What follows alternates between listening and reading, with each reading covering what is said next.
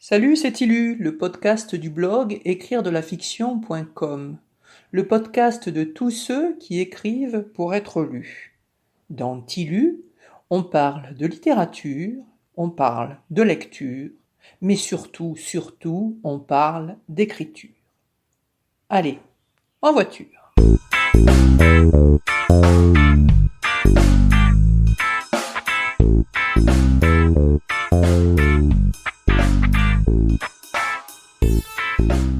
Aujourd'hui, nous allons parler de bêta-lecture, et en particulier de bêta-lecture bénévole.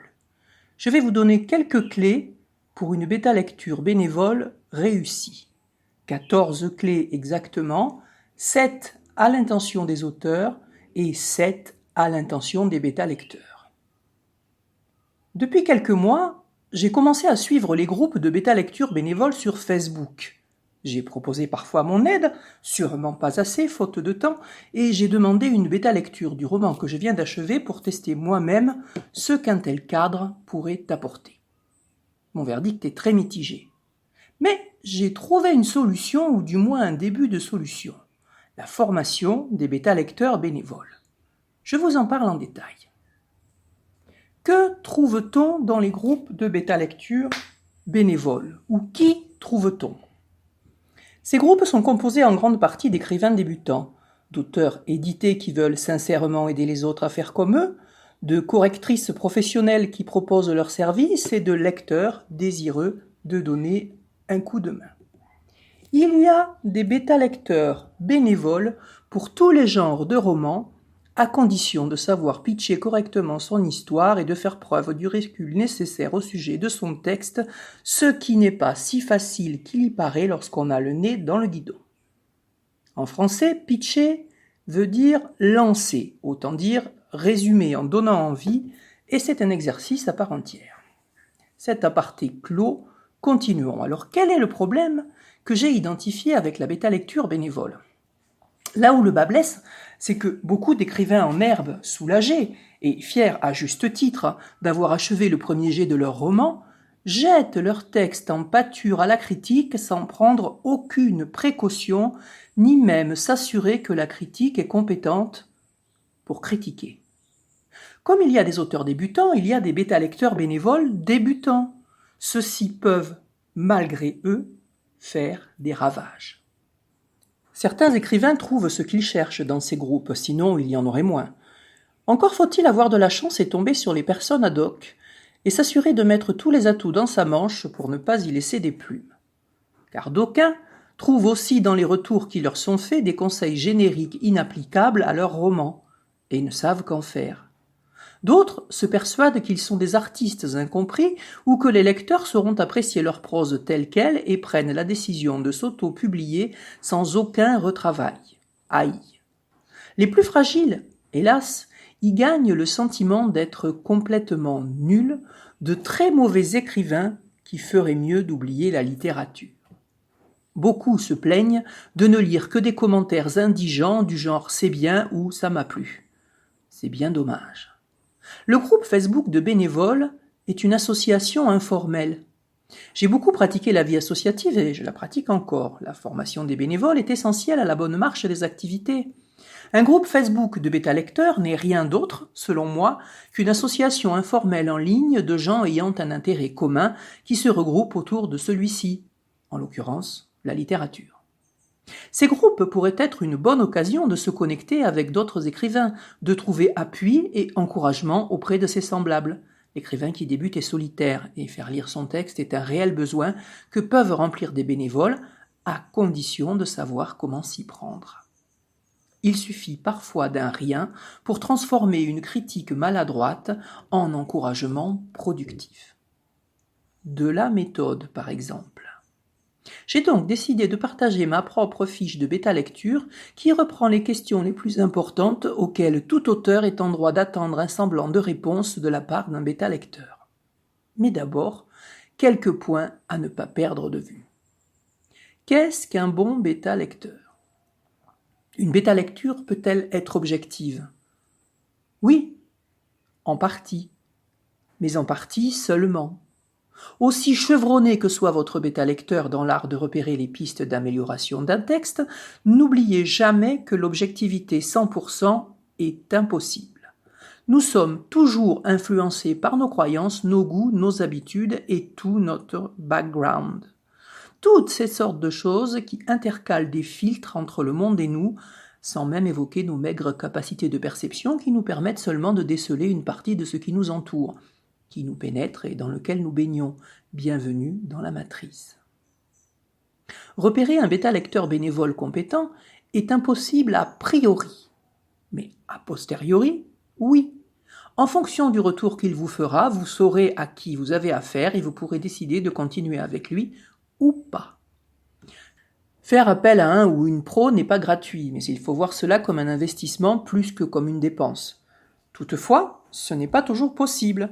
C'est là que vous intervenez en tant que bénévole. Les critères d'un bon bêta-lecteur. Pour devenir un bêta-bénévole compétent, vous devrez vous rapprocher au maximum du standard de qualité en usage chez les pros. Un bêta-lecteur professionnel répond à un certain nombre de critères non négociables. Il a déjà lu beaucoup de romans dans des genres différents. Il aime découvrir de nouvelles écritures et il a du temps à y consacrer. Il est capable de laisser de côté ses a priori et ses goûts personnels. Il ne pense pas que tout le monde devrait écrire comme lui. Il sait lire entre les lignes et déceler le potentiel d'une histoire. Il lit dans un but précis pour aider l'auteur à améliorer son texte. Il est capable de faire des suggestions pertinentes et d'argumenter son commentaire. Il sait relever les points forts d'un texte aussi bien que les points faibles. Il sait tourner ses critiques sous forme de questions ou de propositions pour ne pas casser l'élan de l'auteur qui attend anxieusement son verdict. Les précautions à prendre avant de soumettre son texte. Du côté de l'auteur, quelques précautions sont à prendre. Je les décline en quelques clés. Clé numéro 1. Il faut travailler son texte autant qu'on le peut avant de le soumettre à la bêta-lecture. C'est ce que font les professionnels. C'est une erreur de soumettre 300 pages de premier jet, car ce premier jet fera boomerang, il vous reviendra dans la figure. Les premiers jets sont rarement, pour ne pas dire jamais, excellents. La demande souvent exprimée par les messages postés dans les groupes de bêta-lecture bénévoles est de vérifier que l'histoire tient debout. Dans ce cas, pas besoin de tout un premier jet pour atteindre ce résultat. Fendez-vous d'un synopsis scène par scène que vous avez sûrement déjà établi avant de commencer. Voire un scénario détaillé en quelques pages qui permettra de faire connaissance avec le sujet, les personnages, la structure, la cohérence, la narration et tout le tout-team.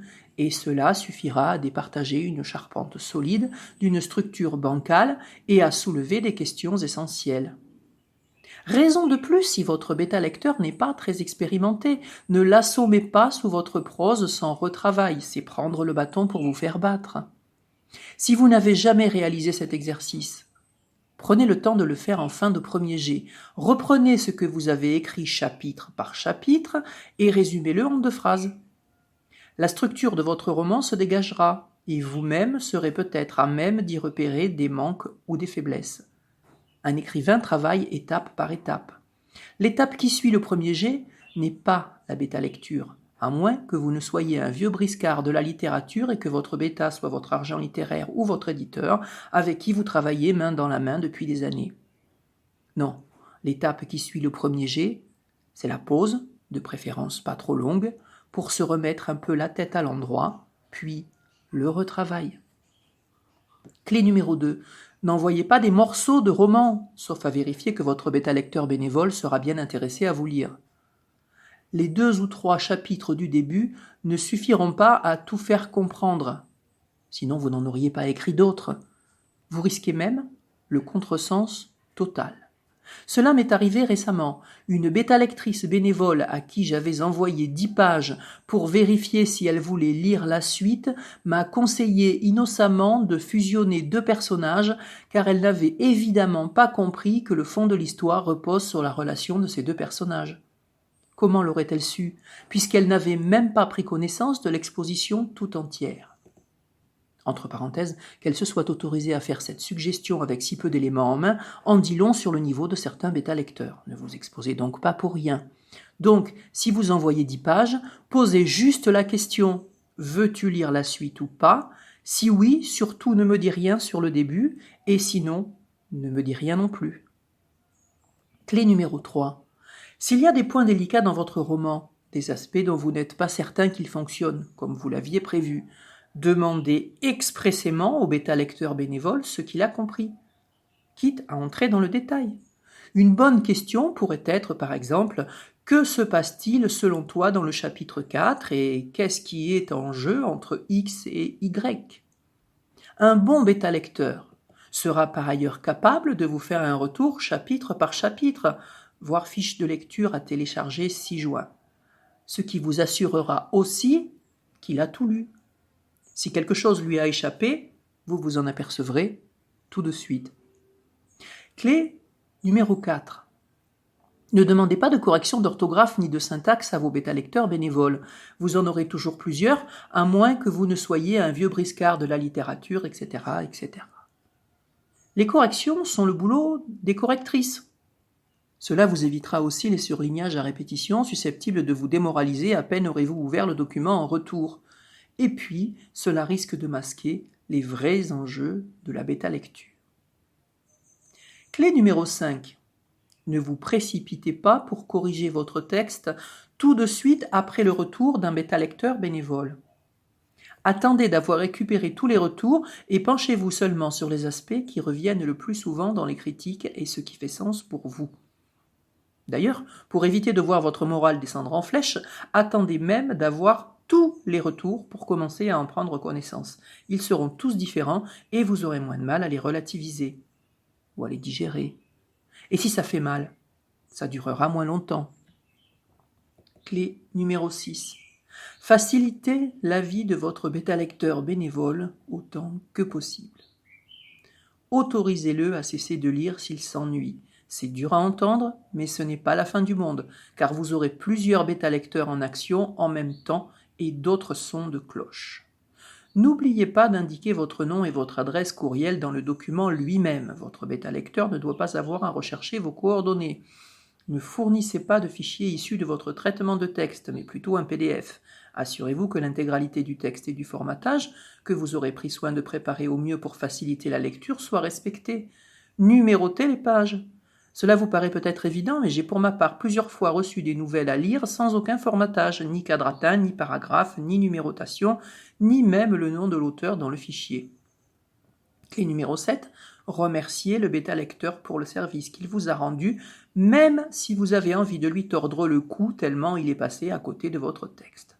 Ne perdez pas de vue qu'il critique votre roman, pas vous-même.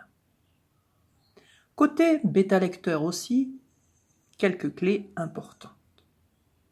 Clé numéro 1. Ne critiquez pas à la virgule près, c'est fatigant pour vous comme pour l'auteur. Ne perdez pas de vue que vous remplissez une fonction avant la correction orthographique ou la réécriture. Ne faites pas doublon, sauf demande expresse de l'auteur. Clé numéro 2. Consacrez le temps nécessaire à une prise de notes claire.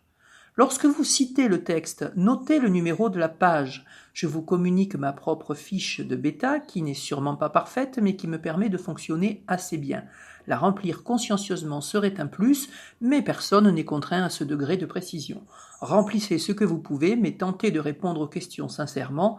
Vous les poser vous fera avancer si vous êtes vous-même écrivain, ce qui est le plus souvent le cas dans les groupes de bénévoles.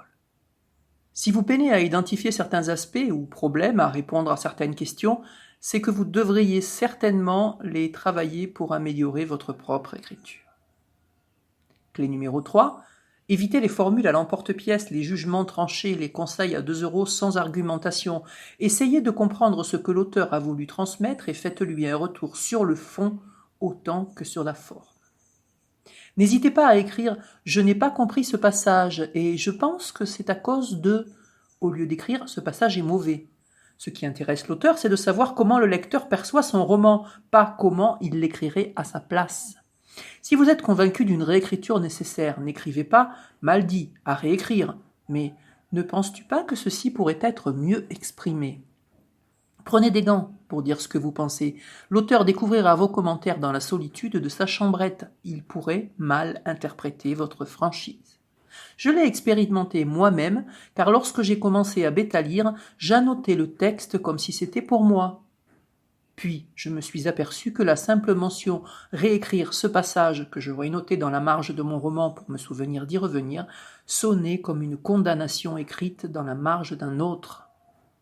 À ma grande honte, j'ai même envoyé un commentaire portant la mention « inutile » là où moi j'aurais modifié le texte en toute bonne foi. L'auteur concerné m'a remonté les bretelles, et il a eu raison. Clé numéro 4. Posez-vous la question de savoir à quoi vous fait penser le texte que vous avez sous les yeux. Avez-vous déjà lu quelque chose de semblable, de proche, d'opposé? Mentionnez-le à l'auteur, cela pourra lui servir. Clé numéro 5. Connaissez vos propres tocs et vos propres défauts d'écrivain afin de ne pas les transmettre aux autres.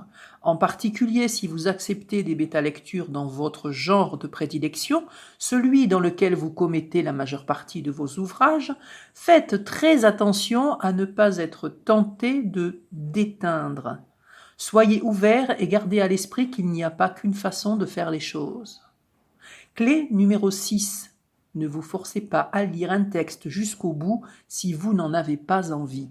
Signalez seulement à l'auteur à quel moment vous décrochez, cela lui sera d'une grande utilité. Clé numéro 7. Remerciez l'auteur pour la confiance qu'il vous a accordée et n'en abusez pas. Voilà. Normalement, vous êtes déjà un peu mieux outillé pour réaliser des bêta-lectures bénévoles qui sont vraiment utiles aux écrivains. Pour vous y aider, je vous propose de télécharger la fiche de bêta-lecture qui reprend les principales questions à se poser et que vous pouvez adapter à votre sauce, comme il vous plaira. Le contenu de ma fiche de bêta-lecture aborde quelques points essentiels. Elle liste quelques questions à se poser, l'histoire et le sujet. Sans une bonne histoire à raconter, il n'y a pas de roman. Les sources d'inspiration ne manquent pas, mais il faut se méfier de réécrire à l'identique, au mieux, mais souvent moins bien, ce qu'on a déjà lu ailleurs et qu'on a aimé. L'histoire est au service du sujet. Parfois, on ne découvre le sujet véritable lorsqu'on a terminé d'écrire l'histoire. Les personnages sont le moteur de votre histoire. Ce sont les actions et réactions des personnages qui vont la faire avancer vers le point culminant où l'auteur désire amener le lecteur pour lui faire passer son message. Ils doivent acquérir de la profondeur, être au minimum intéressants, sinon attachants. La structure. Il y a de nombreuses façons de structurer un roman, et il est encore possible d'en inventer de nouvelles. Toutefois, pour débuter, la structure en 5 étapes, de préférence de différentes longueurs, est la moins difficile à mettre en place. Pour mémoire, les 5 étapes sont la situation initiale ou exposition, l'élément déclencheur ou perturbateur, les péripéties, difficultés, adversités et autres complications qui vont permettre à l'arc narratif des personnages de se déployer, le climax ou le point culminant et enfin la situation finale ou résolution, le retour à la normale ou pas. Le mode de narration. Le mode de narration influe sur la façon dont le lecteur va pénétrer ou pas dans l'histoire. Point de vue omniscient, interne ou externe, narration au passé ou au présent, alternance des deux, à la première ou à la troisième personne, les plus fréquentes, roman épistolaire, journal intime, conte, roman d'apprentissage, les options sont nombreuses.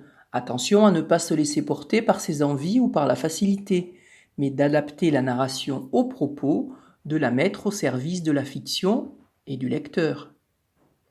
Le style et le rythme, c'est le principal problème des auteurs débutants. Lorsqu'un morceau de musique démarre, ce qui vous envoie sur la piste de danse, c'est le rythme. C'est la façon dont vous pourrez accorder votre propre corps avec le tempo. En écriture, c'est la même chose. Quant au style, il ne s'apprend pas, mais il se travaille. L'important étant de savoir ce que l'on veut transmettre au lecteur, comme toujours. Tout est possible. Tout est envisageable. Méfiez-vous des ayatollahs du style, il manque d'imagination, y compris les redites et les répétitions, à condition qu'elles trouvent une cohérence avec ce qui est raconté. Raymond Queneau proposait de piétiner la syntaxe, et ça lui a plutôt bien réussi. Toutefois, Au début, écrivez dans un style que vous maîtrisez et réservez vos tentatives de déploiement à des textes courts, le temps de faire vos armes. Les dialogues. Les dialogues permettent de faire avancer l'histoire en renseignant sur la psychologie des personnages. Ils ne doivent pas l'alourdir, mais au contraire l'aérer, et ils doivent sonner juste. J'ai déjà beaucoup publié sur la langue, je vous laisse prendre connaissance de mes précédents articles à ce sujet. Et il y a aussi des vidéos sur ma chaîne YouTube. Le cadre spatio-temporel, c'est le milieu dans lequel le roman se déroule, l'époque, la société, les différents décors, et le fil temporel du récit. Chaque histoire se déroule quelque part, en un temps donné. Peu importe qu'il y ait flashback ou non, que vous entremêliez deux époques de la vie d'un personnage ou que vous écriviez de façon linéaire ce qui se produit au jour le jour, le lecteur doit toujours savoir où il en est. Ou si vous l'égarez un instant, cela doit être pour une raison précise qui aura à voir avec votre sujet, avec ce que vous lui racontez. Adéquation de la forme et du fond. Un point crucial. La forme sert-elle au mieux ce que l'auteur a voulu exprimer ? Beaucoup de romans sont écrits honnêtement, sans faute technique flagrante, mais peinent à intéresser le lecteur car il n'y lit rien de nouveau sous le soleil. Une histoire pas trop mauvaise, écrite dans un style simple et mettant en jeu des personnages attachants, a des chances de le retenir une 50aine de pages. Ensuite vient le ventre mou, la partie où il commence à se dire qu'il aurait peut-être mieux à faire que de continuer à lire, car il a déjà compris où l'auteur l'emmène. Cela n'arrive pas si le fond et la forme sont en adéquation. Posez-vous sérieusement cette question. Bonne bêta-lecture à tous. Tilu, c'est fini. Salut, à la semaine prochaine.